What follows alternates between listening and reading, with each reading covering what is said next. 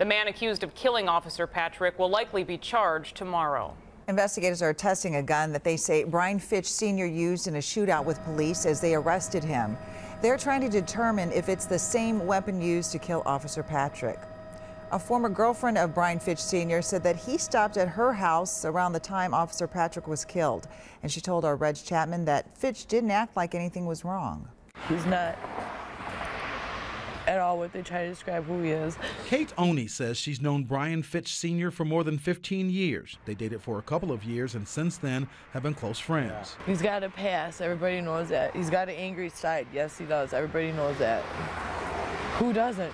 Oney was one of 3 people inside this duplex on Robert Street that heavily armed police surrounded for hours.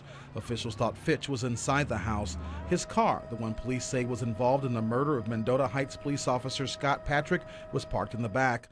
Oney says Fitch was visiting her earlier that day. He got here about, it was a little afternoon, a little after 12.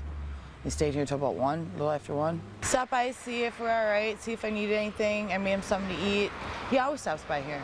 Oney says Fitch left to get her cigarettes and came back minutes later before leaving in a minivan that belonged to her roommate's mom. He was trying to go see his kids. That's why he left his car here and he took his mom's truck. Fitch was in the van around 8:30 last night when he got into a shootout with police. Oney says the time she spent with Fitch early afternoon Wednesday was like any other time he would drop by. He sat down, BS with me for a while and calm. He's just like he woke up, you know, he just a little sleepy-eyed still and just sat here and BS with us. It wasn't like he was sweating or like he just shot a cop. Now, Oney says she feels for the officer who lost his life and the family he leaves behind, but she is having a hard time believing her friend is responsible for his death. Fitch was facing up to 30 years in prison on a meth charge from last year, but police say today they might never know why Officer Patrick pulled him over yesterday.